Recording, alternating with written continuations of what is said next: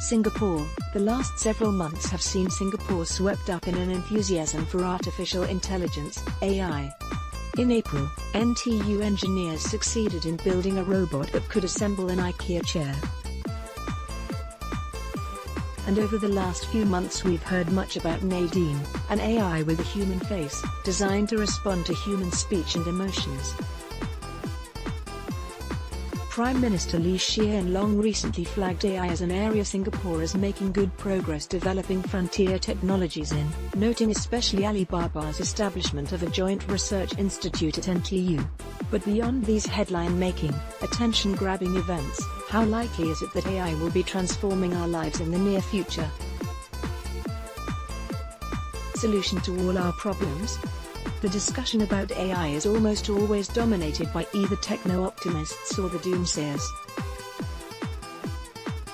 For the former, AI will solve all the world's problems, bringing wealth, new jobs, new industries, and even strengthen social cohesion. For the latter, robots pose a threat to people's livelihoods and ways of life. But both these views take on faith the underlying idea that AI is coming, sooner or later, like it or not. These positions leave very little room for reasoned consideration of how transformative AI may really be. Despite AI's widely publicized successes, there are very good reasons to be skeptical about its possibilities for replacing humans. The history of AI is hardly a history of triumph.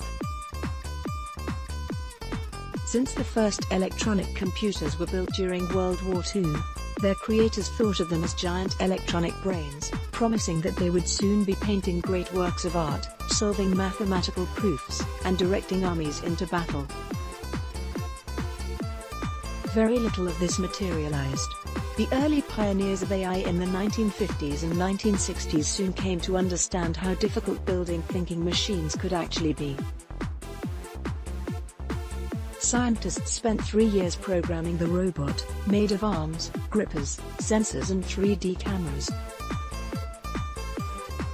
Photo, NTU, read, The Future of Work, A Dystopian Reality? A commentary. Read, Smart speakers will take over the world? Don't make me laugh, a commentary. Emerging difficulty Escher, AI has made progress since then. It can now beat humans at Go and chess and help us find our way to the nearest supermarket or movie theater.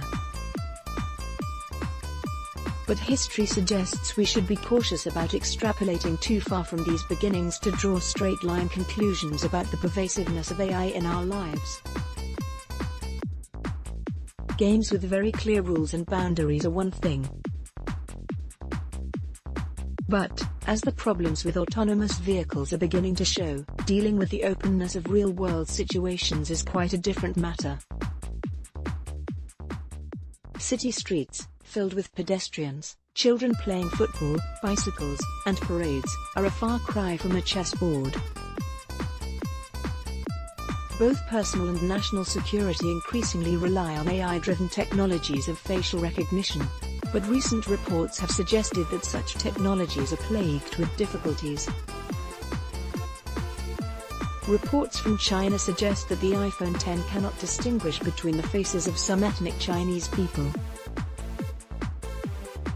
Other facial recognition schemes have completely failed to identify individuals with darker skin tones, differentiate between twins or recognize someone who has changed their makeup. Even in the realm of linguistic communication, AI has experienced some revealing difficulties. Microsoft's chatbot Tay had to be shut down after developing a penchant for racist remarks, and Facebook's Bob and Alice, despite being programmed to communicate in English, seemed to generate their own private language. A woman sets up facial recognition as she looks at her Apple iPhone X at an Apple store in New York on November 3, 2017. Photo, Reuters/Lucas Jackson, read, Driverless vehicles can reshape Singapore but consider the human elements, a commentary. Read, The Powerful Edge of Humanity in a World of Machines, a commentary. We also need to ensure that the promises of AI do not distract us from pursuing other kinds of solutions to social and economic problems. For example, Singapore has invested in AI and smart city systems as a solution to the problem of an aging population, including devices to monitor elderly citizens in their homes.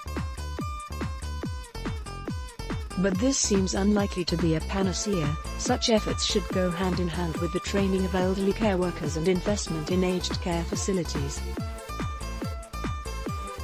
Sensors and smart devices need to connect the elderly to real people who can provide human care in a sustainable and scalable manner.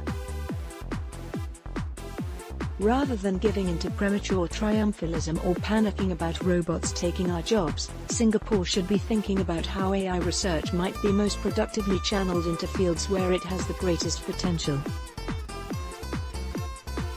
This approach will allow Singapore to become a useful use case study for other cities and nations that are also trying to figure out how to unlock AI's potential. Callum Stevens is an historian whose work focuses on understanding the social, political, and economic impacts of new and emerging technologies.